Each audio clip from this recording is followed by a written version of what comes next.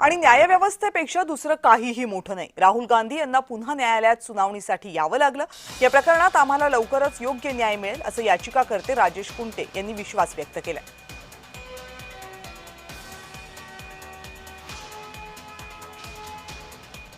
माफी मागण्याची सूचना आमच्या वकिलांनी पहिल्याच तारखेला केली होती, परंतु त्यावेळेस त्यांनी काही माफी मागितली नाही आणि त्यामुळे आता भिवंडी कोर्टामध्ये ह्या सगळ्या संदर्भात सुनावणी होईल आणि आम्हाला खात्री आहे की आमचा या केसमध्ये विजय होईल।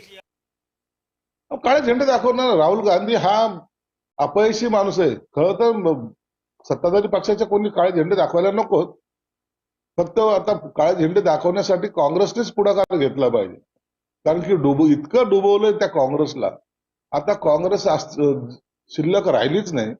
त्यांना आता हद्दपार करण्याचं काम स्वतः राहुल गांधी करतायत, म्हणून त्या लोकांनी सुद्धा याच्यामध्ये सहभागी झालं पाहिजे।